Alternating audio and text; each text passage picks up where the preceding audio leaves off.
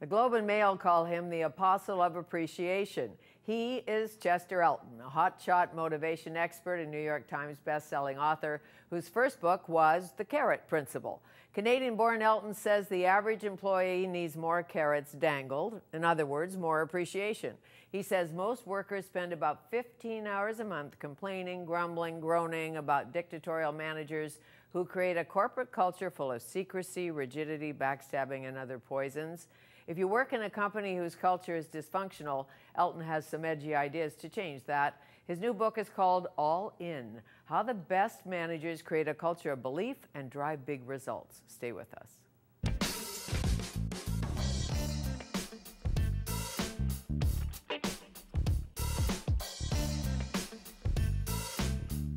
It is my pleasure to be here with you today and with Chester Elton, the Apostle of Appreciation. He is a former media salesperson turned motivator who studies, writes, and speaks about what separates great companies from the pack. Whether you run a pop shop or Microsoft, he has savvy advice in his new book, All In. And what a good title that is, All In. Thank you. So, you wrote it with another guy, Adrian Gostick. Who he? Adrian Gostick. Adrian and I have written together now for over 12 years. We've actually written 8 books together, 6 which have been New York Times bestsellers, so we're very proud of that. Mm-hmm. You know, you get your mom and your brothers to buy a lot of books, you can hit a lot of lists. Yes, you do. Well know. And you find a publisher who loves you. Excellent. Yeah, and we have a great publisher in Simon & Schuster. No, Adrian and I have collaborated for years on trying to figure out what it is that makes a great place to work, but not just so that you're happy to go to work, but what makes it productive, what makes it, profitable, and what really drives success. And it's been a great journey. Who taught you about going to work? My dad. Making it fun. Yeah, my dad. Your papa. Yeah, you knew my dad a little bit. I did. He used to run CKWX radio here and CJCA in Edmonton when I was a little guy. And my dad just had a joy of life in general. And he took that to work with him. People loved to work for my dad. I loved going to work to see my dad work because people were just so happy to see him show up. He made you feel like you were the most important person in the room. And how did he do that? Well, it's interesting. He'd say, Chess, it's better for other people to brag about you than you brag about yourself. And so he would always ask people to tell him their stories. Mm-hmm. And when you take an interest in people, it automatically just builds them up. And what we found through our work is great leaders do that. They take an interest in their people and they know them. Well, you call it in here, I believe this is true, 360-degree listening. Exactly. I think, it's interesting. We say, well, when people say things that hurt us or insult us, that's hurtful, and it is. But I think the most hurtful thing you can do in the workplace is to be dismissive and make people feel irrelevant. And when you're not heard, when you don't feel like your opinions matter, you feel irrelevant very quickly. And you need to be thanked every day in some way. Yes, well, Gallup did some interesting work that we looked at that said top performers received some kind of recognition once every 7 days.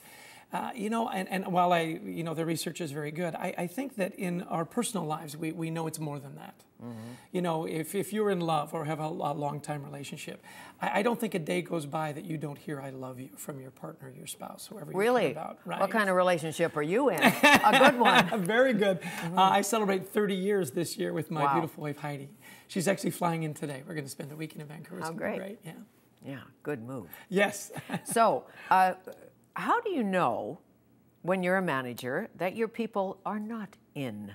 What are the warning signs? Well, we do a lot of work around engagement, and it's different than satisfaction. If you're satisfied at work, you're satisfied to show up at 9, leave at 5, cash your paycheck. Mm-hmm.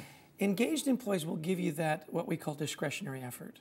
And so, if people are showing up early, staying late, taking that extra assignment, really focusing on customer needs, and being collaborative with the team. Those are all great signs of someone who's all in.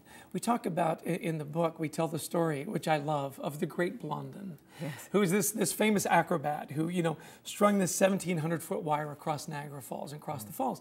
Well, the story I love is in the 1850s, he shows up to cross the falls. Now, he'd done it many times, and he'd go across on bicycles and on stilts and blindfolded and do all these great tricks.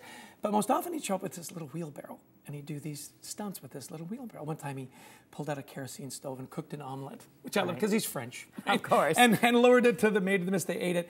Crowd goes crazy. Well, one time he shows up, June 30th, 1859, as the story is told. And he starts working the crowd. And he yells out, "Who believes that I can cross the falls?" And of course the crowd all responds, "We all believe," because they'd seen him do it before. He says, "Who believes I can cross the falls with my little wheelbarrow?" And they go, "Oh, we all believe." And they said, "Wonderful, then which one of you will get in the wheelbarrow?" Oh, that. And that's a different conversation, right? I mean, you can say you're committed, you can say, but will you get in the wheelbarrow? In other words, will you stay late? Will you take the extra assignment? Will you work this weekend? Those are all indicators of employees that really do care about the people they work with, care about their clients, and are sure. But you also have an example in here, and I don't remember which manager it was, but he said to somebody who was staying too late every day, think about this. You have a family, you have other parts of your life that are important. Work isn't everything. Exactly. And see, that's where the great leaders make sure they don't burn out their people. In fact, I love that story, where she was going on holiday, and she was staying late to get things done. And he said, "Where are you going?" She says, "Well, I'm going to Hawaii to visit my parents for a week." And he said, "No, you're not. You're going to go for 2 weeks. You work way too hard." And he said, "By the way, before you leave, give me your BlackBerry and give me your laptop. Because if you take those with you, I know that you're going to work."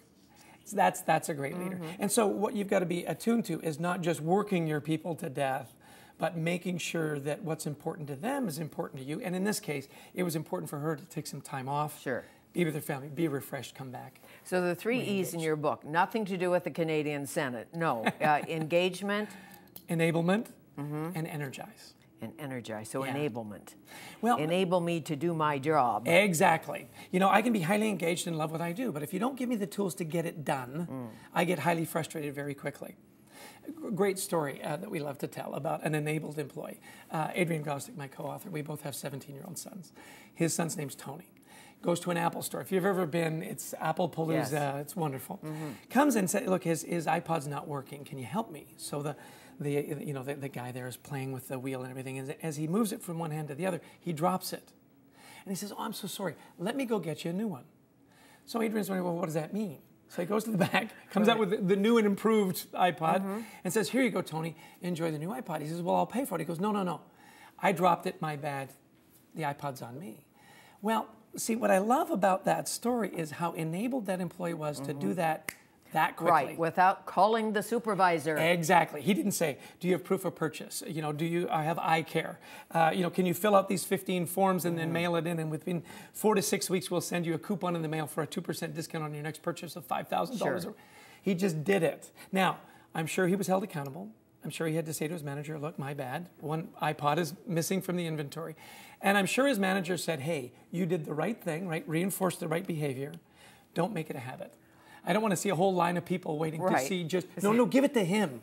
Exactly. Or drop he it. tells his friend, somebody comes in and drops his iPad. You know how it is. Come back the next day with your laptop. "Here, buddy." Exactly. Crash. Right. Oh, there but you go. That enablement is so important.